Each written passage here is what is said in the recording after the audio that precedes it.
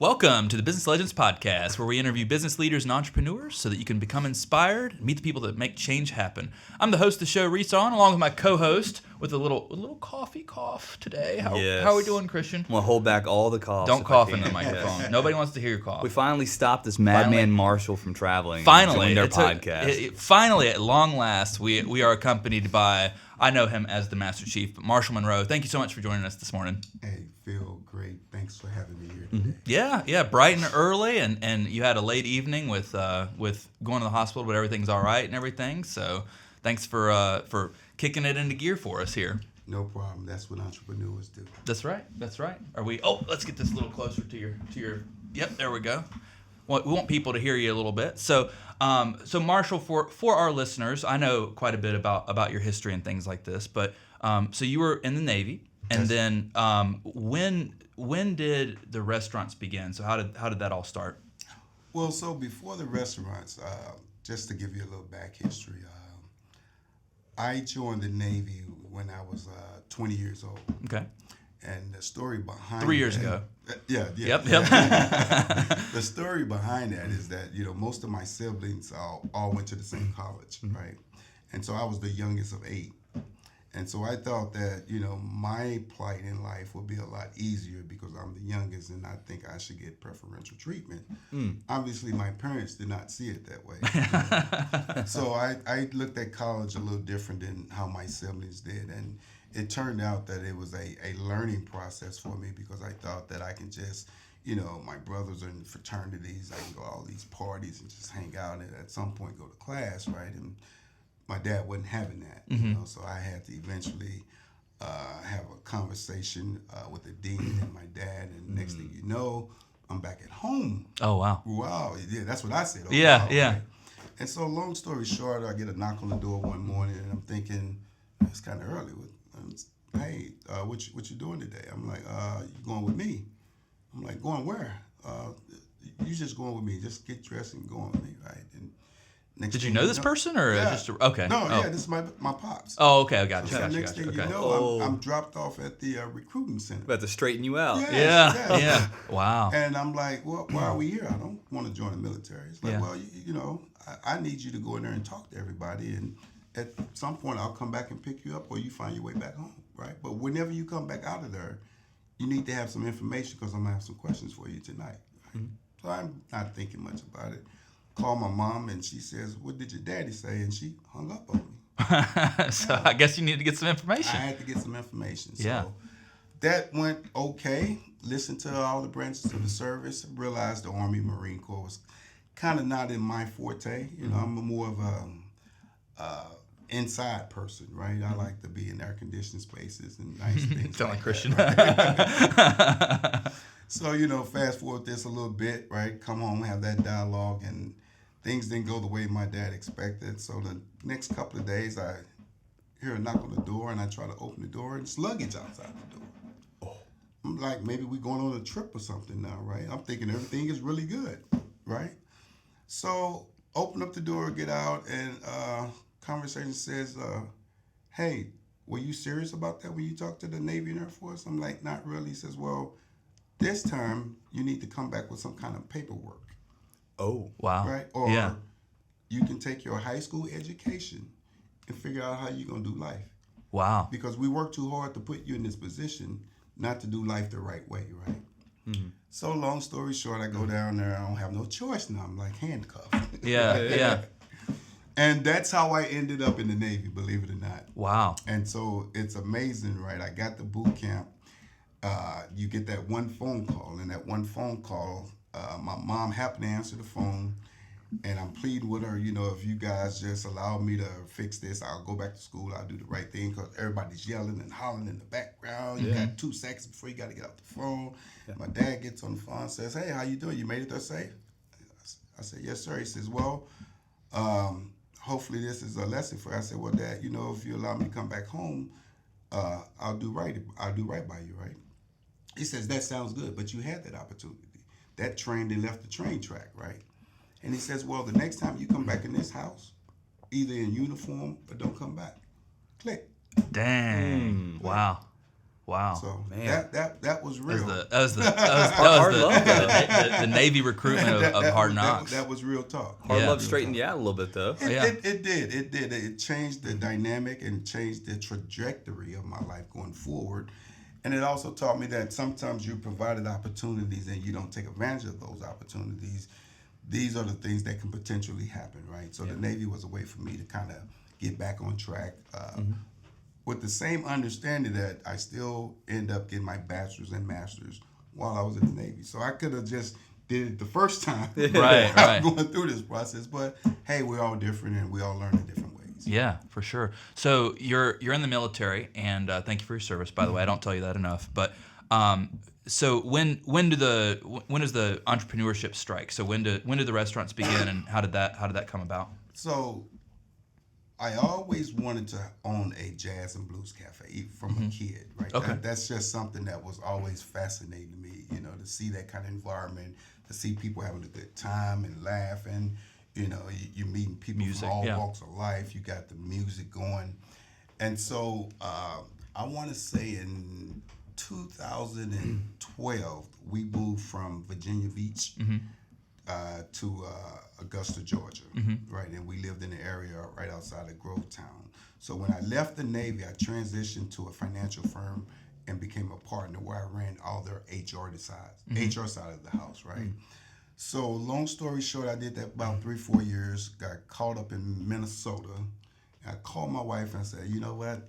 I think I had enough of this. Yeah. It's too cold. I don't want to be in Minnesota anymore. I don't want to be in Minnesota, right? So I worked from home, but I had to travel. Microsoft was one of my biggest clients, and they had a beautiful office in Minnesota. So I came home. But it was in Minnesota. It was in Minnesota. It was in Minnesota. So I came home, and I put in my resignation. And I said, well, this is not bad. I had a cigar lounge built in my house. I can go upstairs and smoke when the weather is not conducive, or I can go outside when the weather is conducive. And so my wife is still in the Navy at the time. So she comes home, and she comes home probably about 4:30, 5 o'clock, sometimes 6 o'clock. And she's like, is this what you're going to do every day? Is sit outside and smoke cigars? I'm like, it's not a bad gig. If I can help it. It's not a bad gig, right? And she says to me, what happened to your jazz and blues cafe you was talking about, right? So that kind of started the whole process of me thinking about it again. And believe it or not, we lived in Grovetown, Georgia, which is about 15, 20 minutes outside of Augusta, Georgia. So I happened to just go downtown to Augusta, Georgia, not necessarily looking to find a location, just going out for the day and just, checking out Augusta. But I ran across this restaurant on the riverfront, and the doors were locked, and it had a note on the door that we were having some personal family issues, that the restaurant will be closed for about another week or so, right? And so I took the number down off the door, gave the guy a call, no answer. Probably about a week later, the guy calls me back and says, are you Marshall Monroe? I said, yes. He says, I'm not looking to sell the restaurant, but let me know if there's anything I can do to help you with the restaurant industry, right? And I said, well, that sounds good, but really I would like to buy one, right? So he says, you don't really want to buy the restaurant. That's one of the industries that you get in that has a very minute chance for margin, to make money in it, right? I said, well, I think that is true if you don't have a good business model, right? So having a business degree, I don't know anything about the food and beverage industry, but I surrounded myself with my brother who's an executive chef, my niece who's an executive chef, and my daughter who I sent to culinary school years ago, never knowing that one day I may buy a restaurant. So long story short, we kind of courted for a couple of months, and at that time I hired a consultant to kind of educate me on the process of what it takes to purchase a restaurant and things of that nature. And then one of the biggest things that was really kind of fascinating to me, he's like, well, there's no such thing really for bank financing for restaurants, right? Because they consider that a bad investment. Wow.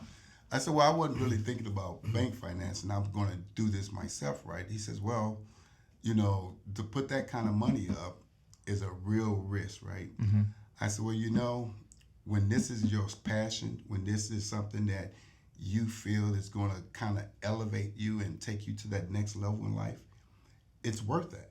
It's worth that because it's all about you. You realize that if you don't do the things that you need to do every day, it's all on you. There's no one else you can blame other than yourself and the people that you surround yourself with to create an environment that's conducive to not only good order and discipline, but the culture of creating and growing a business.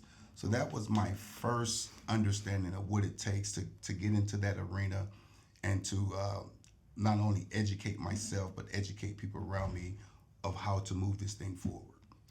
It's an incredible story. So when you sat down, obviously it's showtime. You're on the line type of thing. You're talking to the consultant. What types of things did you prepare?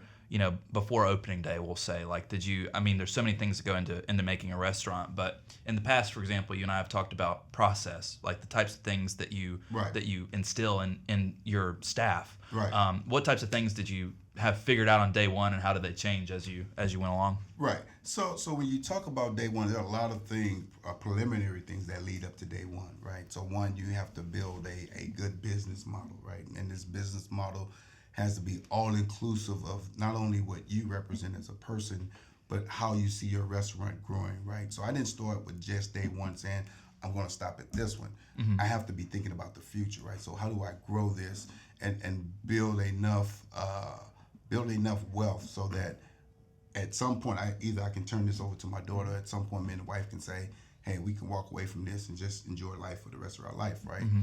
So to your point, right, when you talk about what are some of the things you have to do, for me, one of the most important things that I felt that I had to do was truly learn the dynamics of what it takes to work at a restaurant, right? Mm-hmm. So a lot of people think because you had no hospitality experience before that, really, right? I had no hospitality experience at all. So a lot of people think, including myself, right?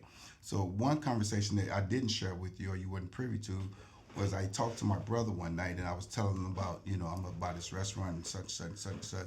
And he asked me, he says, are you willing to clean the toilets? Interesting. I'm like, what are you talking about? He says, are you willing to clean toilets? I'm like, no, I got somebody for that.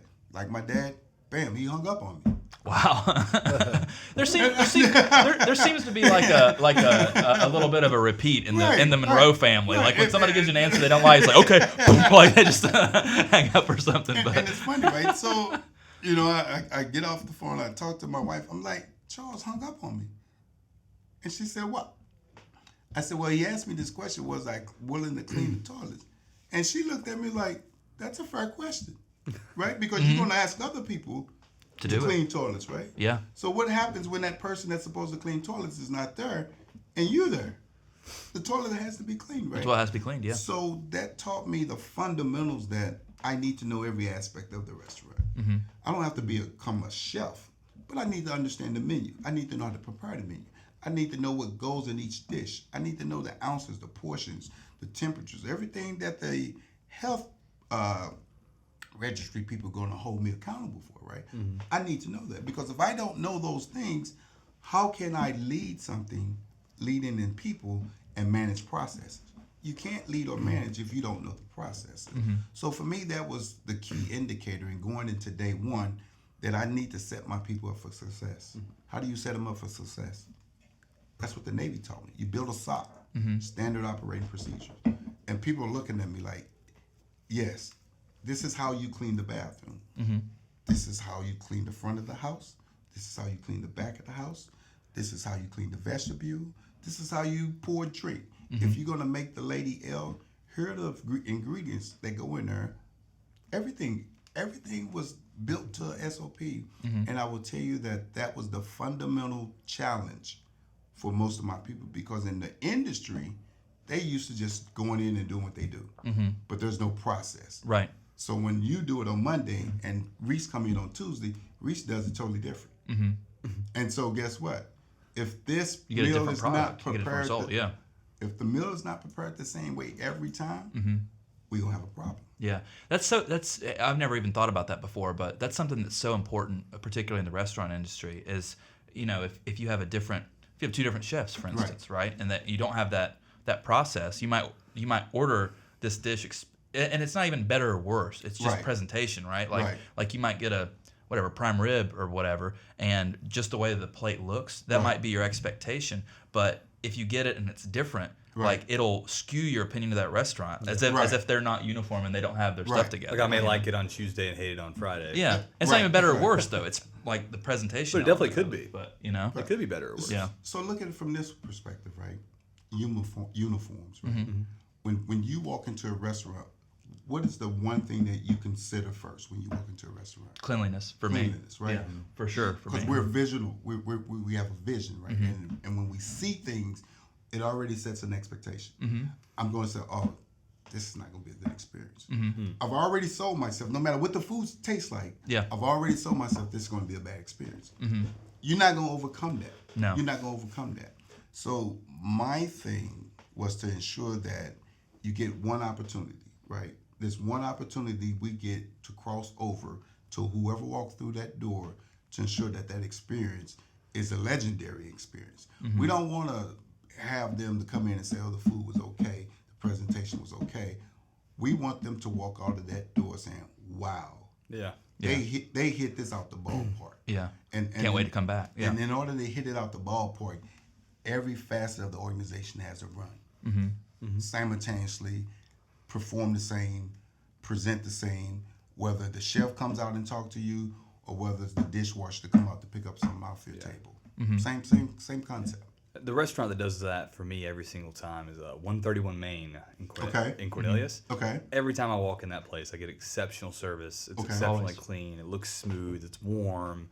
It's lit well. Like all of it. Right. And that's my favorite place to go, and I go back all the time, even though they're the most expensive place in Cornelius, probably. Yeah, one of them. Right. One of them. But Have lunch there for no reason at all, just because it's nice. It's funny. I almost thought that I was.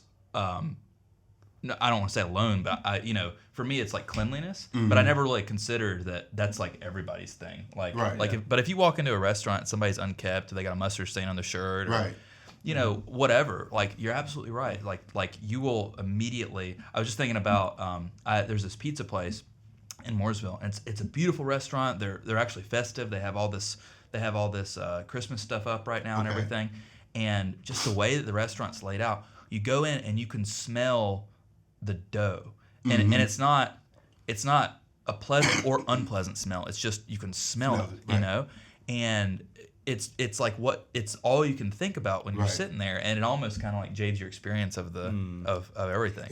We use the term set the stage, right? When you set the stage, you're really preparing a person who walks through your door for an experience, right?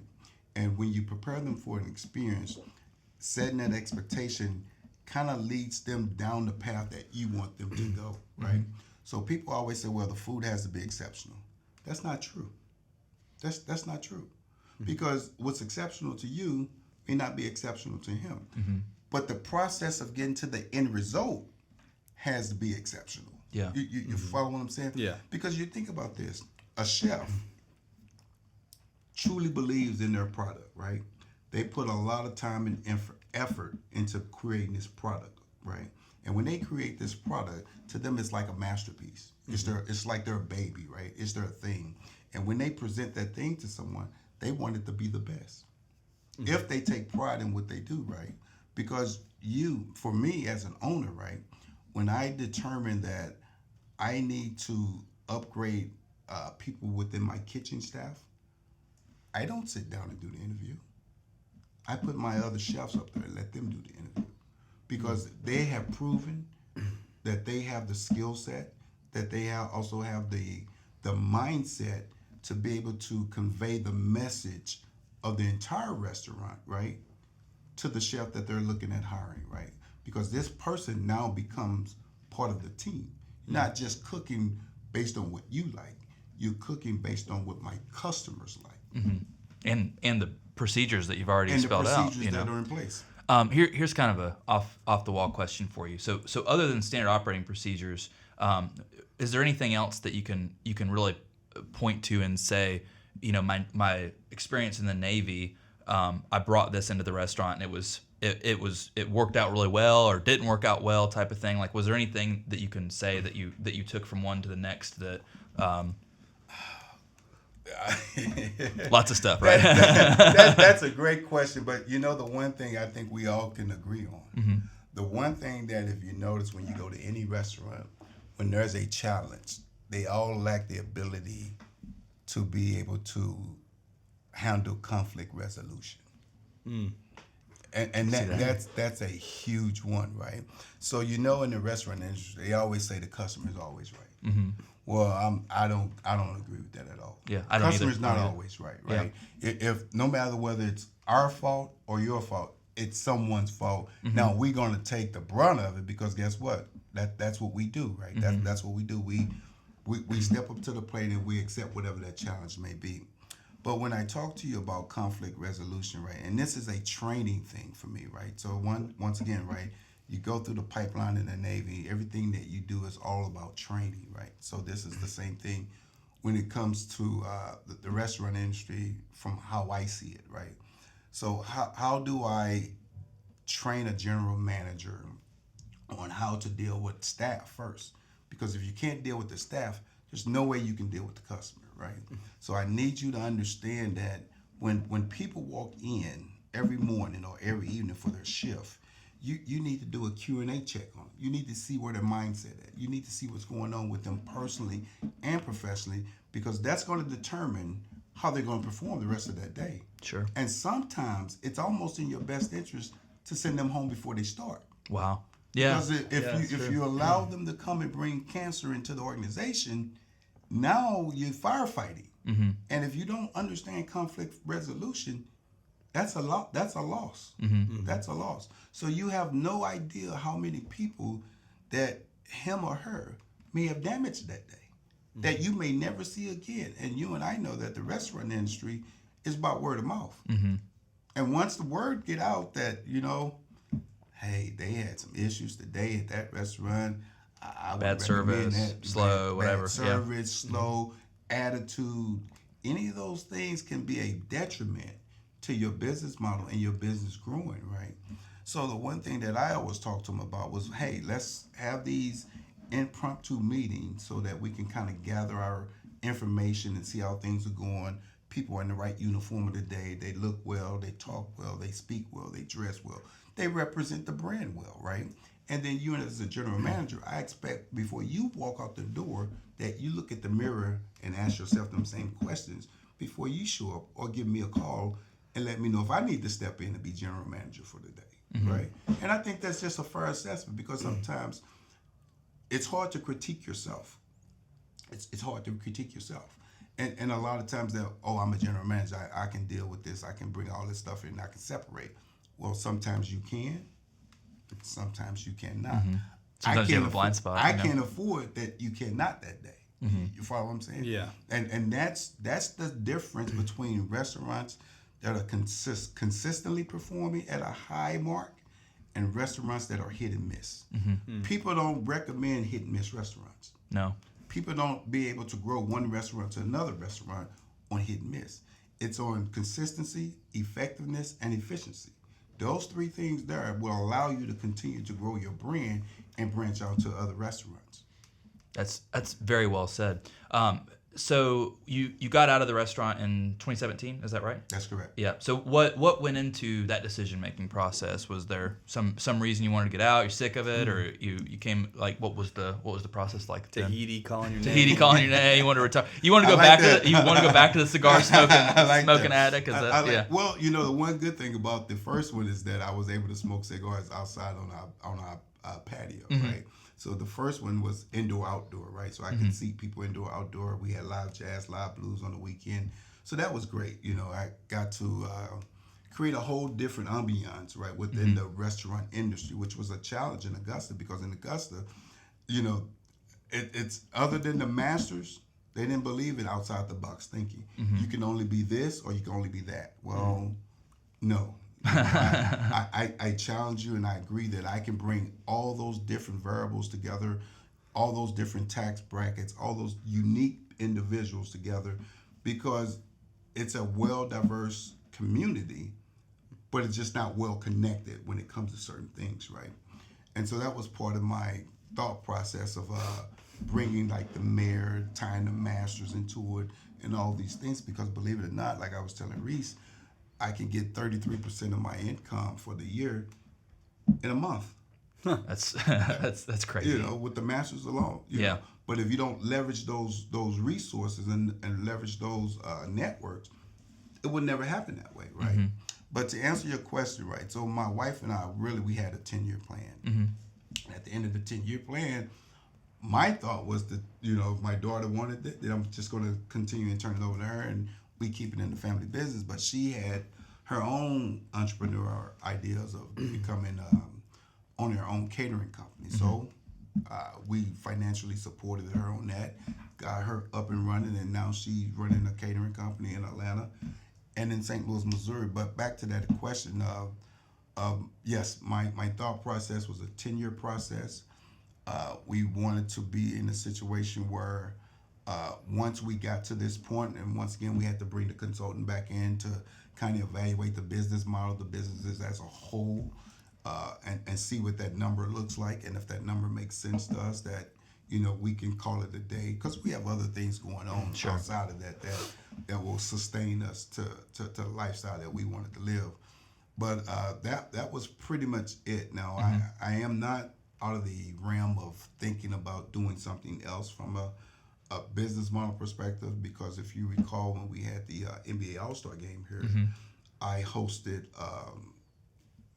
not Charles Oakley, Dr. J, and Chris Bellamy, mm-hmm. right? So mm-hmm. we had him here, and I rented out Club One in Music Factory, mm-hmm. and I had a cigarette event, and those were my headliners. And I also did something at QC Social as well. So that turned out to be very profitable mm-hmm. as well. I have a sneaking suspicion that you're going to get involved with something else before long. I will tell you this, and I shared this with my wife, and this is one of the things that she would be okay with me if I decide to kind of, touch the waters again, as they say. Mm-hmm. I would like to bring a high-end cigar lounger. I mean, something with a brand name, mm-hmm. Maybe a Rocky, a Padron, or something of that nature. I feel like this area is kind of missing it, I mean, we have Havana and Charlotte City Club, of course, but you're right. Like, there's like a hole there, you know? We do.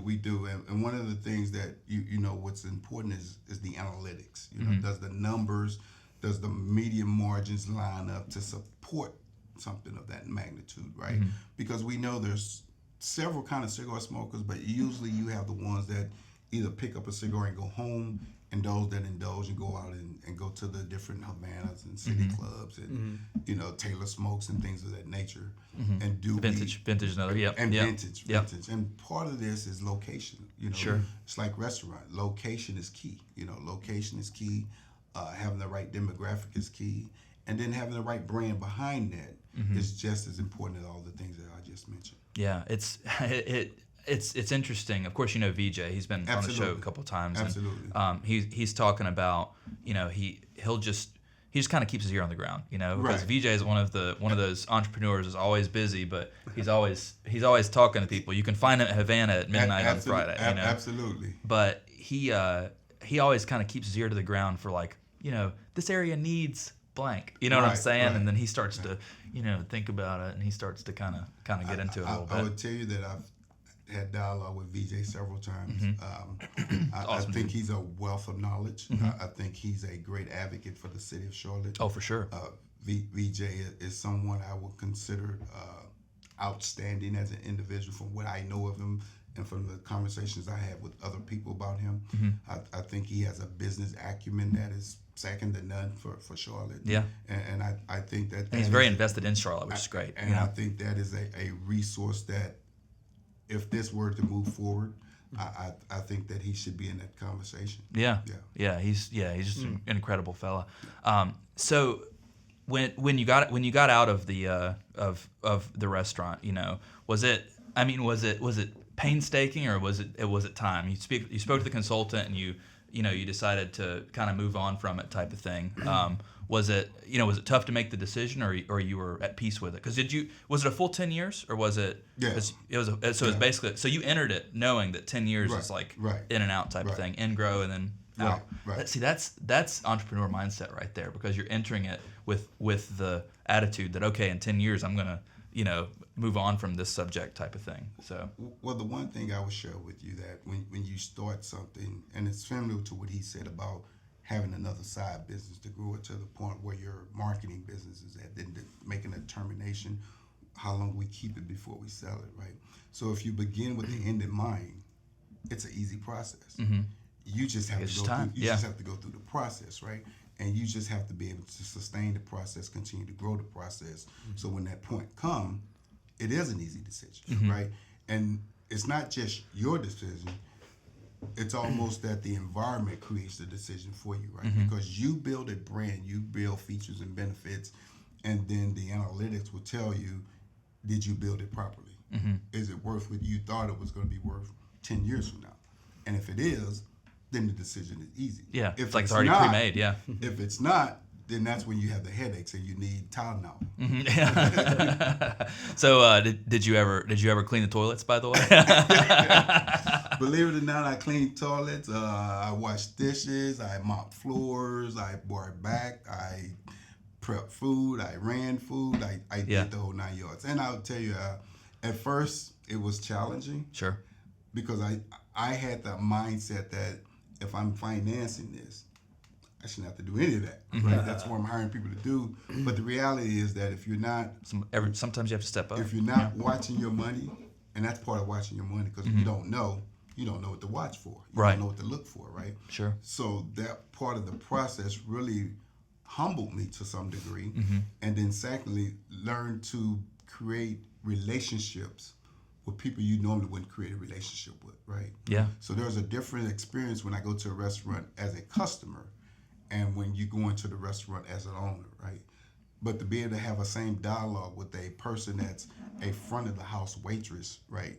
And talk to her about her goals, her aspirations, and things that's important to her and what she's doing to kind of benefit that and to manifest that is a whole different subject because they're not having that conversation with other owners. Yeah. Because other owners, they have to go through this process, and they don't have this process set out that way.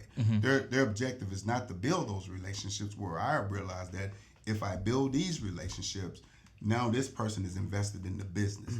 They're not just coming there to work. They realize that they're a part of the business, and then you put an incentive plan in place so they can reap the benefits of what they're doing. Yeah, of best representing your brand. Yeah, absolutely. Absolutely. It's interesting. Sometimes you got to roll up your sleeves and step up. And like you said, I mean, what happens if your general manager's sick or whatever? That's right. The show has to go. If you don't know how to close the restaurant at night, you're gonna have a problem. Yeah, for sure. Do you feel like from not really having much hospitality, food and beverage experience to now? Do you feel like it's kind of jaded some of your restaurant going and things like that later on? You just definitely see it from a different perspective. Yeah. You know now because if you've done the job, you know what the expectation should be. Yeah. You know what the end result should be. For sure. You know that, for example, if I ordered a just something as simple as coffee, and all you bring me is a coffee. That tells me that you hadn't done your due diligence to realize what happened to the cream, the sugar, all these other things that if you did this the first time, it already set the stage. And now it also gives you better time management because you don't have to keep running back and forth with me. Right. You follow what I'm saying? Yeah, so absolutely. I equate that to or articulate to them is that every time that you forget something, that costs you $1. So you think about this today, right? Yeah. Time is money. Yep. If your expectation today was to get $400 in tips, and you only did 40% of what you need to do, that means you just lost 40%. Yeah. Yeah. That's a good numerical way to look at things, Right. And so that's a conversation that you have with them, and even with bartenders. It's the same concept. If I come to your bar for the first time, and you don't introduce yourself to me or say, you know what, Mr. Reese, that's a nice sweater you have on today, sir. What can I help you with? Just by acknowledging whether it's a nice shirt or not. She's got $20 tip from Reese. Yeah. And those little nuances go a long way because now when that person thinks about having a drink, where do you think they're going to come to? Yeah. Where I'm treated well. Right. 100%. So, it's not the prices, it's where I'm treated well. Yeah. Just like where he goes to lunch. Yeah. It's not the prices, he understands what his goal is, and they more importantly, they understand what his goal is. That's why they meet his expectation every time. It's an exceptional experience. Yeah. It's take you there one day. Yeah, we need to take you to 131 Main. Absolutely. There's one in South Charlotte too. It's closer to you, so We have to do the patio though, because they have like a romantic vibe there. He's trying to. He's suspect. He's suspect. You suspect. You suspect. Man. You suspect. Oh man. Well, Marshall, it's been wonderful listening to your story, man. So we like to. We're about out of time here, but we always like to close off by ask a fun question or funny question type of thing. So, if you had unlimited money, and so the money's not the important thing here, and you had to take it to open some type of venue in Charlotte, what do you think that it would be? Profit or non-profit? Actually, both. Since you asked. The one thing. One of each, obviously. Yep. Yeah.